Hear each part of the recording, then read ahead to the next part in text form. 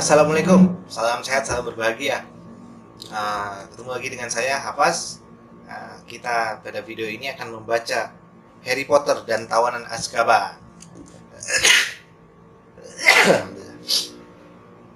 atau Harry Potter and the Prisoner of Azkaban. Oke, hari ini kita akan baca chapter ke-7. Sebelum kita membaca, mohon maaf jika ada salah dalam menyebutkan istilah, nama tempat, nama orang, istilah bahasa asing, ataupun salah dalam pembacaan bahkan istilah-istilah bahasa Indonesia. Saya mohon maaf di awal dan semoga bacaan saya dapat menghibur kita semua. Chapter 7 di halaman berapa ya? Lihat 157. Chapter 7, Bogart di dalam lemari pakaian. Malfoy tidak ikut pelajaran dan baru muncul hari Kamis agak siang. Ketika anak-anak Slytherin dan Gryffindor sudah setengah jalan mengikuti 2 jam pelajaran ramuan. Dia muncul di ruang bawah tanah dengan angkuh. Lengan kanannya dibebat dan digendong. Harry berpendapat agaknya seperti pahlawan yang berhasil selamat dari medan perang yang mengerikan. "Bagaimana kabarmu, Draco?" kata Pansy Parkinson sambil senyum-senyum genit. "Apa sakit sekali?" "Iya," kata Malfoy, menyerengai pura-pura kesakitan. Tetapi Harry melihatnya mengedip kepada Crabbe and Goyle ketika Pansy sudah tidak memandangnya. Duduklah, kata Profesor Snape ramah. Harry dan Ron saling mencibir. Snape akan mengatakan duduklah kalau mereka yang terlambat. Mereka pasti akan kena detensi. Tetapi Malfoy selalu boleh melakukan apa saja di kelas Snape. Snape adalah kepala asrama Slytherin dan biasanya menganak-emaskan anak-anak asramanya sendiri. Mereka membuat ramuan baru hari ini, cairan penyusul. Malfoy memasang kualinya tepat di sebelah Harry dan Ron, sehingga mereka menyiapkan bahan-bahannya di meja yang sama. "Sir," Malfoy berteriak. "Sir, saya perlu bantuan untuk memotong-motong akar daisy ini karena lengan saya." "Weasley, potongkan akar Malfoy," Snape memerintah tanpa mengangkat kepala. Wajah Ron langsung merah padam. "Lenganmu tidak apa-apa," dia mendesis kepada Malfoy. Malfoy menyeringai. "Weasley, kau mendengar apa yang kata Profesor Snape? Potong-potong akar ini." Ron menyambar pisaunya dan menarik akar-akar daisy ke Malfoy yang dekatnya dan mulai memotong-motongnya sembarangan sehingga potongannya panjang pendek tak beraturan. "Profesor," Malfoy mengadu. Seperti biasa, nadanya dipanjang-panjangkan. "Weasley merusak akar saya, Sir." Snape mendatangi meja mereka, memandang potongan akar melewati hidung bengkoknya, kemudian tersenyum masam kepada Ron di bawah rambut panjang yang berminyak. "Tukar akar dengan Malfoy, Weasley." Tapi, Sir, Ron telah menghabiskan 4 jam terakhir untuk dengan sangat hati-hati memotong-motong akarnya dalam ukuran yang sama. "Sekarang," kata Snape dengan suaranya yang paling berbahaya. Ron mendorong akarnya sendiri yang terpotong-potong rapi di atas meja ke arah Malfoy, kemudian memungut pisaunya lagi. "Dan, Sir, saya perlu Sri Velvik ini dikupaskan," kata Malfoy. Suaranya mengandung tawa cemooh. "Potter, kupaskan Sri Velvik Malfoy," kata Snape, melempar pandangan jijik kepada Harry seperti biasanya. Harry mengambil Sri Velvik atau akar kisut Malfoy sementara Ron berusaha sebisanya menyelamatkan potongan akar rusak yang sekarang terpaksa harus digunakannya. Harry mengupas Sri Velvik secepat dia bisa dan melemparkannya kembali ke arah Malfoy tanpa bicara. Malfoy menyeringai lebih lebar daripada sebelumnya. "Sudah bertemu sobat kalian Hagrid belakangan ini?" tanya Malfoy pelan kepada mereka. "Bukan urusanmu," hardik Ron tanpa mengangkat wajahnya. "Sayang sekali, dia takkan jadi guru lagi," kata Malfoy pura-pura sedih. "Ayah, kecewa, aku luka." "Ngomong saja terus, Malfoy, buat lu kebetulan nanti," bentak Ron. Dia sudah mengajukan keluhan kepada dewan sekolah dan kepada Kementerian Sihir. Ayah punya pengaruh besar tahu. Dan luka yang susah sembuh seperti ini. Malfoy pura-pura menarik nafas berat. Siapa yang tahu apakah lenganku akan bisa kembali seperti semula. Jadi itulah sebabnya kau mempermainkan kami semua, kata Harry. Tanpa sengaja memotong kepala bangkai ulat bulu karena tangannya gemetar saking marahnya. Berusaha supaya Hagrid dipecat. Wah, kata Malfoy, merendahkan suaranya sampai menjadi bisikan. Sebagian memang seperti itu, Potter. Tapi aku ada banyak keuntungan lain juga. Weasley, iriskan ulatku. Beberapa kuali dari mereka. Neville sedang dalam kesulitan. Jadi beberapa kuali dari mereka ada Neville yang sedang dalam kesulitan. Neville seperti biasa tertekan sekali dalam pelajaran ramuan ini. Ini pelajaran paling sulit untuknya dan ketakutan yang amat besar terhadap Profesor Snape membuat segalanya 10 kali lebih buruk. Ramuannya yang seharusnya berwarna hijau cerah malah berwarna jingga Longbottom, kata Snape, menyendok cairannya itu dan membiarkan mengucur kembali ke dalam kuali agar semua bisa melihatnya. Coba katakan padaku, apa ada yang bisa menembus tulang tengkorakmu yang tebal itu? Apakah kau tidak mendengarkanku dengan jelas-jelas? Cuma satu limpat tikus yang diperlukan. Bukankah sudah kutegaskan bahwa setetes jus lintah sudah cukup? Apa yang harus kukatakan untuk membuatmu mengerti, Longbottom? Neville gemeteran. Mukanya merah padam. Nampaknya dia nyaris menangis.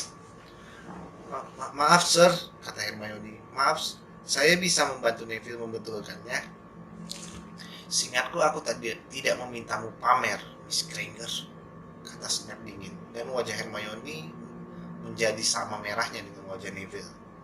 Longbottom, pada akhir pelajaran kita akan memberikan aku beberapa tetes ramuan buatanmu ini. Dan kita bisa lihat nanti apa yang terjadi. Mungkin itu bisa menjadi dorongan bagimu untuk melakukan hal yang dengan lebih baik. Snape menjauh, meninggalkan Neville yang tak bisa bernapas saking ketakutannya. Snape bantu aku, Neville merintih kepada Hermione. Hai Harry, kata Seamus Finnegan, mencondongkan dirinya ke meja mereka untuk meminjam timbangan kuningan Harry. Kau sudah dengar dari Proper pagi ini, katanya ada yang melihat Sirius Black. Gimana? Tanya Harry dan Ron segera. Di seberang meja, Malfoy mendongak memasang telinga. Tak jauh-jauh dari sini, kata Seamus, yang tampaknya bersemangat. Muggle perempuan yang melihatnya. Belum tentu dia tidak mengerti. Tentu saja dia tidak mengerti. Para Muggle mengira Black cuma penjahat biasa, kan? Jadi dia menelepon nomor hotline. Waktu orang-orang Kementerian Sihir tiba di tempat itu, Black sudah pergi. Tak jauh dari sini, Ron mengulangi, memandang Harry penuh arti. Dia menoleh dan melihat Malfoy memandang penuh minat. Apa, Malfoy? Ada lagi yang perlu dikuliti? Tapi mata Malfoy berkilat jahat dan memandang Harry. Dia membungkuk di atas meja. Mau coba menangkap Black sendiri, ya, Potter? Itulah, kata Harry asal saja. Bibir tipis Malfoy melengkung dalam senyum sadis. Tentu saja kalau aku, katanya aku pasti sudah melakukan sesuatu sebelum ini. Aku tak akan tinggal di sekolah ini, jadi amat baik-baik. Aku akan di luar sana mencarinya. Kau bicara apa, Malfoy? Kata Ron kasar. Apa kau tidak tahu, Potter? Pesan Malfoy, matanya yang pucat menyipit. Tahu apa?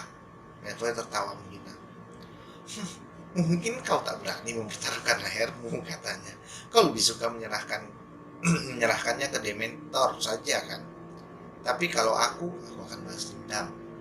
Akan kuburu sendiri. Maaf.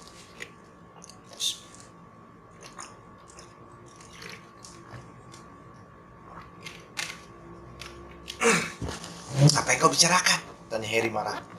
Tetapi saat itu Snape berkata, "Kalian mestinya sudah selesai memasukkan semua bahan ramuan sekarang. Ramuan ini harus mendidih dulu sebelum bisa diminum. Menyingkirlah dulu sementara ramuan mendidih. Dan kemudian kita akan meneteskan katak Longbottom." Crabbe dan Goyle tertawa terang-terangan, memandang Neville yang berkeringat dan mengaduk ramuannya dengan terburu-buru. Hermione menggumamkan petunjuk-petunjuk kepadanya dari sudut mulutnya, supaya Snape tidak melihatnya. Harry dan Ron mengemas kembali bahan-bahan mereka yang tidak terpakai, lalu mencuci tangan dan sendok pengaduk mereka di wastafel batu di sudut. "Apa maksud Malfoy?" gumam Harry kepada Ron, sambil sekali lagi mengulurkan tangannya ke bawah semburan air sedingin es yang memancar dari mulut Gargoyle. "Kenapa aku harus balas dendam kepada Black? Dia tidak melakukan apa-apa terhadapku. Setidaknya belum. Dia cuma mengada-ngada," kata Ron. "Dia mencoba membuatmu melakukan sesuatu yang bodoh." Menjelang akhir pelajaran, Snape mendatangi Neville yang kebakaran ketakutan di sebelah rumahnya. "Semua kumpul," kata Snape, mata hitamnya berkilat. "Saksikan apa yang terjadi pada katak Longbottom. Kalau dia berhasil membuat cairan penyusut, kataknya akan menyusut menjadi kecebong. Kalau seperti yang tak kuragukan lagi, dia salah membuat ramuannya. Kataknya akan keracunan." Anak-anak Gryffindor mengawasi dengan ketakutan. Anak-anak Slytherin tampak bergairah. Snape memungut Trevor dengan tangan kirinya dan memasukkan sendok kecil ke dalam ramuan Neville, yang sekarang sudah berwarna hijau. Dia meneteskan beberapa tetes ke kerongkongan Trevor. Suasana sunyi senyap. Trevor menelan. Kemudian terdengar bunyi plop pelan. Dan Trevor, si kecebong, menggeliat-geliat di atas telapak tangan Snape. Anak-anak Gryffindor bertepuk tangan riuh. Snape dengan wajah masam mengeluarkan botol kecil dari dalam saku jubahnya, menuangkan beberapa tetes ke atas Trevor, dan dalam sekejap Trevor muncul lagi, sudah menjadi katak dewasa. "Potong 5 angka dari Gryffindor," kata Snape, membuat senyum menghilang dari wajah semua anak. "Sudah kularang kau membantunya, Miss Granger." Kelas bubar. Harry, Ron, dan Hermione mendaki tangga ke aula depan. Harry masih memikirkan apa yang dikatakan Malfoy, sementara Ron masih berang terhadap Snape. 5 angka dari Gryffindor? Karena ramuan yang benar. Kenapa kau tidak berbohong, Hermione? Mestinya kau bilang Neville membuatnya sendiri. Hermione tidak menjawab. Ron menoleh. Di mana dia? Harry ikut menoleh. Mereka sudah tiba di puncak tangga sekarang, mengawasi anak-anak yang lain yang melewati mereka. Menuju aula besar untuk makan siang. "Tadi dia persis di belakang kita," kata Ron mengernyit. Malfoy melewati mereka, diapit Crabbe dan Goyle. Dia mencibir kepada Harry dan menghilang. "Itu dia," kata Harry. Hermione agak terengah, bergegas naik tangga. Satu tangannya memegangi tasnya, satunya lagi kelihatan menyisipkan sesuatu di bagian depan jubahnya. "Bagaimana kau melakukannya?" tanya Ron. "Apa?" tanya Hermione, bergabung dengan mereka. "Mulanya kau di belakang kami, dan sekarang berikutnya kau sudah berada di kaki tangga lagi." "Apa?" Hermione kelihatan agak bingung. "Oh, aku tadi balik karena ada yang ketinggalan." Oh tidak." Tas Hermione sobek. Harry tidak heran, tas itu dijejali paling tidak selusin buku-buku besar dan tebal. "Kenapa sih semua ini kau bawa-bawa?" Ron menanyainya. "Kau kan tahu betapa banyak pelajaran yang kau ambil," kata Hermione tersengal. "Tolong pegangkan ini dong." Tapi Ron membalik buku-buku yang diserahkan Hermione kepadanya, memandang sampul depannya. "Kan tidak ada pelajaran ini hari ini, tinggal pertahanan terhadap ilmu hitam sore ini." "Oh," kata Hermione tidak jelas. Tetapi dia tetap saja memasukkan semua bukunya ke dalam tasnya. "Mudah-mudahan makan siangnya enak, aku lapar sekali." Dia menambahkan dan berjalan menuju aula besar. "Apa kau punya perasaan Hermione menyembunyikan sesuatu dari kita?" Ron menanyai Harry. Profesor Lupin belum ada ketika mereka tiba untuk mengikuti pelajaran pertama pertahanan terhadap ilmu hitam bersamanya. Mereka semua duduk mengeluarkan buku, pena bulu, dan perkamen mereka, dan sedang mengobrol ketika akhirnya Profesor Lupin masuk. Lupin tersenyum samar dan menaruh tasnya yang butut di atas meja guru. Dia masih sama lusuhnya seperti sebelumnya, tetapi sudah tampak jauh lebih sehat daripada waktu di kereta api. seakan dia sudah makan cukup banyak. "Selamat sore," katanya. "Nah, silahkan masuk dan kembali semua buku kalian ke dalam tas." Oh, saya bilang, "Selamat sore," katanya. "Silahkan masukkan kembali semua buku kalian ke dalam tas. Hari ini kita praktek. Kalian hanya perlu tongkat." Anak-anak menyimpan kembali semua buku-buku mereka sambil bertukar mana yang ingin tahu. Mereka belum pernah praktek dalam pelajaran pertahanan terhadap ilmu hitam, kecuali kalau pengalaman yang tak terlupakan tahun lalu bisa dianggap sebuah praktek.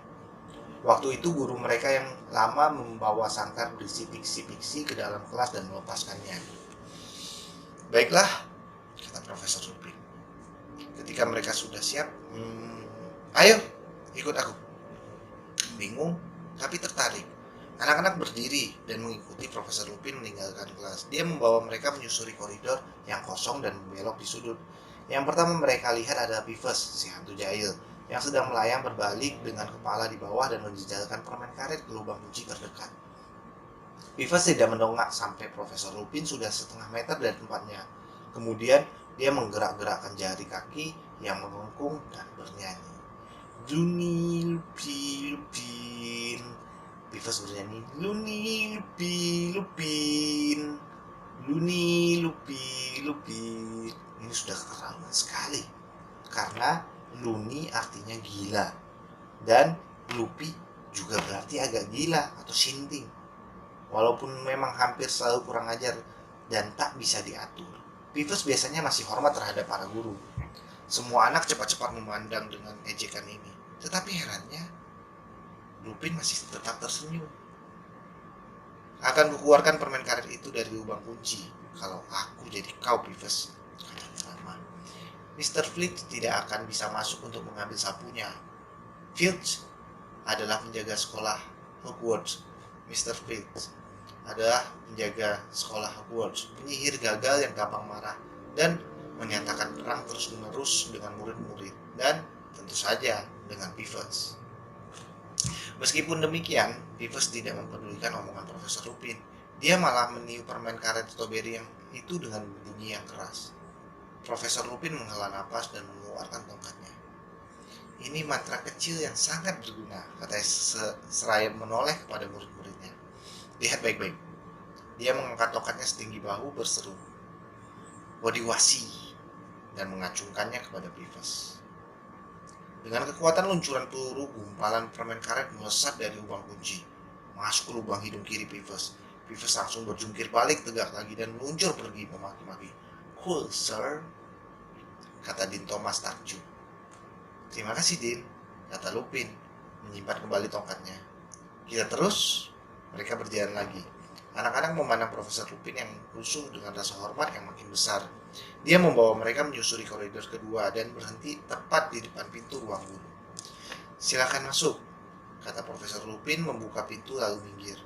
Ruang guru, ruangan yang panjang, berpanel, penuh kursi-kursi tua yang berlainan. Nyaris kosong. Hanya ada satu guru. Profesor Snape sedang duduk di kursi rendah berlengan, dan dia menoleh ketika anak-anak masuk. Matanya berkilat-kilat, dan ada senyum sinis di bibirnya. Ketika Profesor Lupin masuk dan akan menutup pintu, Snape berkata, "Biarkan saja, Lupin. Aku lebih suka tidak menyaksikan ini." Dia berdiri dan berjalan melewati anak-anak. Jubah hitamnya melambai di belakangnya. Di depan pintu dia berputar dan berkata, "Mungkin sudah ada yang memperingatkanmu, Lupin. Tetapi di kelas ini ada Neville Longbottom. Kusarankan kau, jangan memberikannya tugas yang sulit, kecuali kau, Miss Granger," mendesis memberikan petunjuk di telinganya. Muka Neville merah padam. Harry menggerling Snape. Melecehkan Neville di depan teman-temannya sudah sangat jahat, apalagi di depan guru lain. Profesor Lupin menaikkan alisnya. "Aku malah berharap Neville membantuku pada langkah awal praktik ini.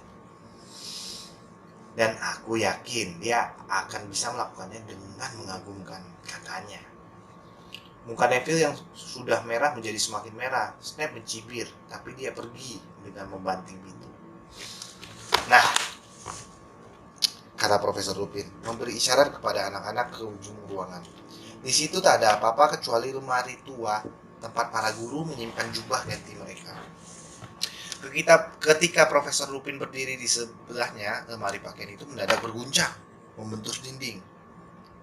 "Jangan khawatir," kata Profesor Lupin tenang. Ketika beberapa anak melompat mundur ketakutan. "Ada Bogart di dalamnya." Sebagian besar anak menganggap ini sesuatu yang layak dicemaskan. Neville memandang Profesor Lupin penuh kengerian, dan Seamus Finnegan mengawasi pegangan pintu lemari yang sekarang bergetar dengan gelisah. "Bogart menyukai tempat-tempat tertutup yang gelap," kata Profesor Lupin. "Lemari pakaian, kolong tempat tidur, lemari perabot di bawah tempat cuci piring. Aku pernah bertemu Bogart yang tinggal di jam besar yang berdiri.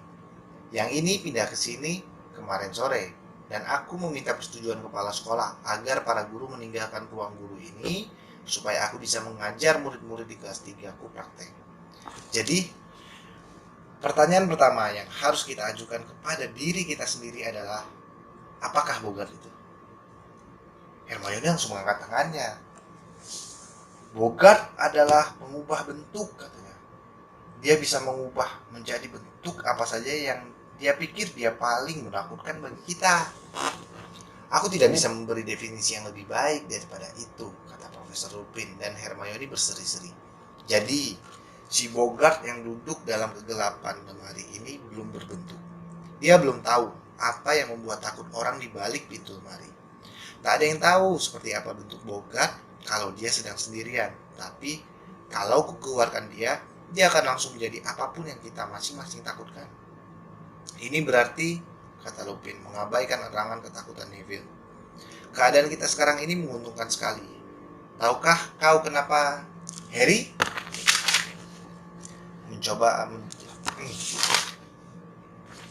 Mencoba menjawab pertanyaan dengan Hermione yang di sebelahnya berjingkat-jingkat dengan tangan mengacung penuh semangat. Sungguh membuat kecilnya nih, tetapi Harry nekat.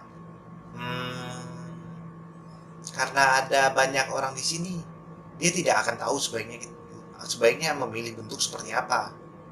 "Persis," kata Profesor Lupin.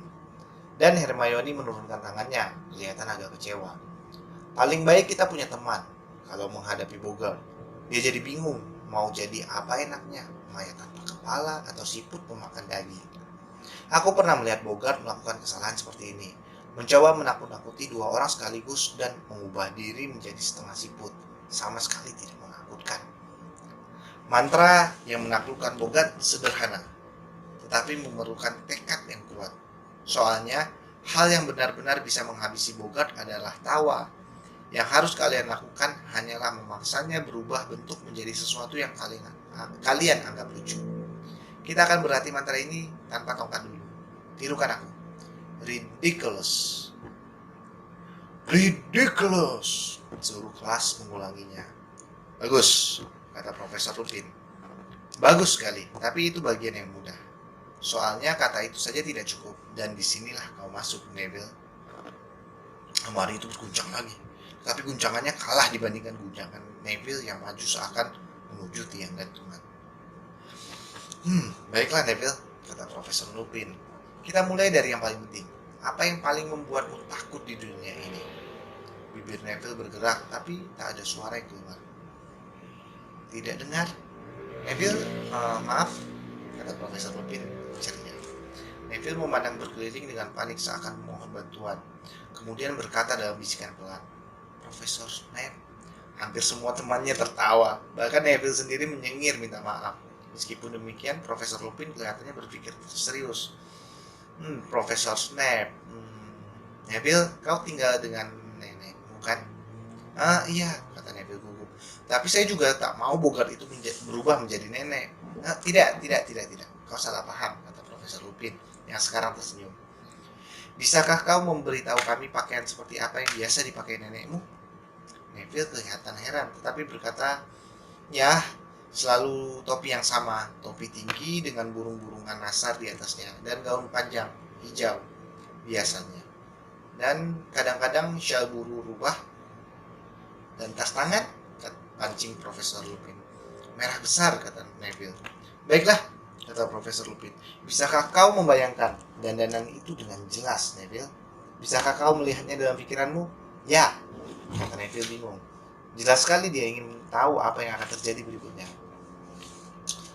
Ketika Bogart itu keluar dari lemari ini, Neville, dan melihatmu, dia akan mengambil bentuk Profesor Snape, kata Lupin. Dan kau akan mengangkat tongkatmu begini dan berseru, ridiculous, dan berkonsentrasi penuh pada dandanan nenekmu. Jika semua berjalan lancar, Profesor Bogart Snape akan dipaksa memakai topi burung nasar, gaun hijau, tas tangan merah besar. Anak-anak tertawa, tergelak-gelak. Lemari berguncang semakin keras. Kalau Neville berhasil, si Bogart kemungkinan akan mengalihkan perhatiannya kepada kita bergantian, kata Profesor Lupin. Kuminta kalian semua memikirkan sebentar, apa yang paling menakutkan bagi kalian, dan bayangkan bagaimana kita bisa memaksa berubah menjadi konyol. Kelas hening. Harry berpikir, apa yang paling menakutkannya di dunia ini? Yang pertama terpikir olehnya adalah Voldemort. Voldemort yang kekuatannya pulih sepenuhnya. Tetapi bahkan sebelum dia merencanakan kontra serangan kepada si Bogart Voldemort, ada bayangan mengerikan muncul di benaknya. Tangan busuk yang mengkilap menyusut kembali ke dalam jubah hitam. Napas panjang yang berkeretakan dari mulut yang tak kelihatan. Kemudian hawa dingin yang begitu menusuk dan membuatnya seakan tenggelam. Harry bergidik, kemudian memandang berkeliling, berharap tak ada yang memperhatikannya. Banyak anak yang memejamkan mata rapat-rapat. Ron bergumam sendiri. Potong kakinya, potong kakinya. Harry yakin dia tahu apa yang diinginkan Ron. Ron paling takut pada laba-laba. Semua sudah siap? Tanya Profesor Lupin. Harry dilanda ketakutan. Dia belum siap.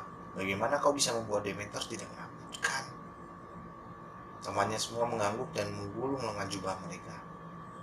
Neville, kami akan mundur, kata Profesor Lupin, supaya kau sendirian dan tampak jelas. Oke? Aku akan memanggil anak berikutnya maju nanti. Semua mundur sekarang, supaya Neville bisa menyerang dengan luasa. Mereka mundur sampai ke dinding, meninggalkan Neville sendirian di sebelah lemari. Dia kelihatan pucat dan ketakutan, tapi dia sudah menggulung lengan jubahnya dan tongkatnya bersiap untuk menyerang. Pada hitungan ketiga, Neville, kata Profesor Lupin, yang mengacungkan tongkatnya sendiri ke pegangan pintu lemari. 1, 2, 3. Sekarang! Semburan bunga api meluncur dari tongkat Profesor Lupin dan mengenai pegangan pintu. Pintu lemari terbuka dengan keras. Profesor Snape yang berhidung bengkok melangkah keluar. Matanya berkilat memandang Neville penuh ancaman. Neville mundur, tongkatnya terangkat, mulutnya mengucap tanpa kata. Snape mendekatinya, merogoh sakunya. Ridiculous. Neville mencicit. Terdengar bunyi seperti lucutan semeti. Snape terhuyung. Tiba-tiba saja dia sudah memakai gaun panjang berenda. Topi tinggi yang di atasnya ada burung nasar yang sudah dimakan nyengat. Dan lambaian-lambaian tas tangan besar merah. Tawa meledak, si Bogart berhenti kebingungan dan Profesor Lupin berteriak. Parvati, maju! Parvati ke depan, wajahnya penuh tekad. Snape berbalik mendekatinya. Terdengar bunyi lecutan lagi. Dan di tempat Snape berdiri sekarang tampak mumi yang bebatannya berdarah-darah. Wajahnya yang berbebat menoleh memandang Parvati. Dia berjalan ke arahnya. Pelan sekali, menyeret kakinya. Tangannya yang kaku mengacung ke depan. Ridiculous! Teriak Parvati. Bebatan di kaki mumi terurai. Si mumi terbelit kain bebatannya sendiri. Terjatuh terjerembab mencium lantai dan kepalanya berguling lepas. Seamus! Seru Profesor Lupin. Seamus berlari melewati Parvati. Tar! Si mumi berubah menjadi perempuan kurus kering dengan rambut sepanjang lantai. Wajahnya yang menyerupai kerangka pucat kehijauan. Bansi. Hantu perempuan yang memberitahukan kematian anggota keluarga dengan menampakkan diri. Atau menangis menolong di bawah jendela semalam atau 2 malam sebelum hari kematian tiba. Si Bansi mengerikan Si Bansi membuka mulutnya lebar-lebar dan nolong panjang mengerikan memenuhi ruangan, membuat rambut di kepala Harry tegak berdiri. Ridiculous! Teriak Seamus. Si Bansi mengeluarkan bunyi parau. Dia mencengkeram lehernya. Suaranya lenyap. Tar! Si Bansi berubah menjadi tikus besar yang berputar-putar mengejar ekornya sendiri. Kemudian tar! Menjadi ular berbisa yang melata dan menggeliat sebelum tar! menjadi bola mata berlumuran darah. Dia bingung, teriak Lupin. Kita hampir berhasil, Din. Din bergegas maju. Kita hampir berhasil, Din. Din bergegas maju. Tar! Bola mata berubah menjadi potongan tangan mengerikan yang langsung membalik dan merangkak di lantai seperti kepiting. Ridiculous, teriak Din. Terdengar bunyi lecutan dan tangan itu terjepit perangkap tikus. Bagus sekali, Ron. Giliranmu. Ron melompat maju. Tar! Cukup banyak anak yang menjerit. Seekor laba-laba raksasa setinggi 2 meter dipenuhi bulu merayap ke arah Ron, mengatuk-ngatuk capitnya dengan mengancam. Sekejap, Harry mengira Ron membeku ketakutan. Kemudian, ridiculous, raung Ron. Dan kedelapan kaki si laba-laba lenyap. Dia berguling-guling. Lavender Brown menjerit dan berlari menyingkir. Dan laba-laba itu berhenti di depan kaki Harry. Harry mengangkat tongkatnya, siap menyerang. Tetapi, sini, teriak Profesor Lupin yang bergegas mendekat. Tar! Laba-laba tak berkaki itu lenyap. Sedetik, anak-anak memandang berkeliling mencarinya. Kemudian mereka melihat bola putih keperakan melayang di udara di depan Lupin yang berkata, ridiculous, nyaris ogah-ogahan. Oh, salah berarti. Melayang di udara di depan Lupin yang berkata, ridiculous, nyaris ogah-ogahan. Tar! Maju Neville dan habisi dia, kata Lupin ketika si Bogart jatuh ke lantai ke lantai sebagai kecoa. Tar! Snape muncul lagi. Kali ini Neville menyerbu ke depan dengan mantap. Ridiculous, dia berteriak. Dan selama sepersekian detik mereka melihat sekilas Snape bergaun berenda sebelum Neville terbahak keras. Hahaha, dan si Bogart meletus menjadi 1000 gumpalan kecil asap lalu lenyap. Hebat sekali, seru Profesor Lupin ketika anak-anak bertepuk riuh. Luar biasa Neville, bagus anak-anak. Coba kupikirkan. 5 angka untuk Gryffindor bagi setiap anak yang menangani si Bogart. 10 untuk Neville karena dia menghadapinya 2 kali. Dan masing-masing 5 untuk Hermione dan Harry. Tapi saya tidak melakukan apa-apa, kata Harry. Kau dan Hermione menjawab pertanyaanku dengan betul pada awal pelajaran, Harry, kata Lupin enteng. Baik anak-anak, pelajaran yang bagus sekali. PR. Kalian baca bab tentang Bogart dan buat ringkasan untukku. Dikumpulkan hari Senin. Cukup sampai di sini dulu. Berceloteh penuh semangat anak-anak meninggalkan ruang guru. Meskipun demikian, Harry tidak bergembira. Profesor Lupin dengan sengaja menghalanginya menangani Bogart. Kenapa? Apakah karena dia pernah melihat Harry pingsan di kereta api dan mengira Harry tidak berani? Apakah dia mengira Harry akan pingsan lagi? Tapi anak-anak lain tampak tidak memperhatikan hal itu.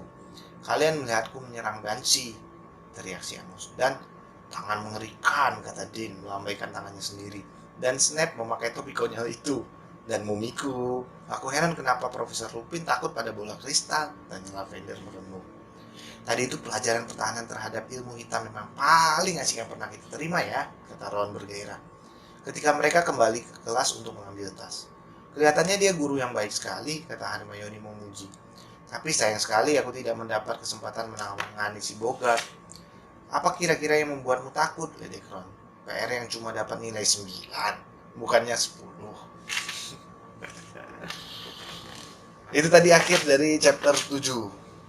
Rupanya di Inggris ya, ini yang menuliskan orang Inggris ya. Rupanya di Inggris itu banyak PR juga ya untuk sekolahan ya. Menarik sekali Profesor Lupin sebagai pengajar terhadap pertahanan terhadap ilmu hitam. Oke, sampai jumpa kembali di video berikutnya dengan cerita lain, mungkin cerita tentang Harry Potter atau lanjutannya. Salam sehat selalu, salam berbahagia. Assalamualaikum.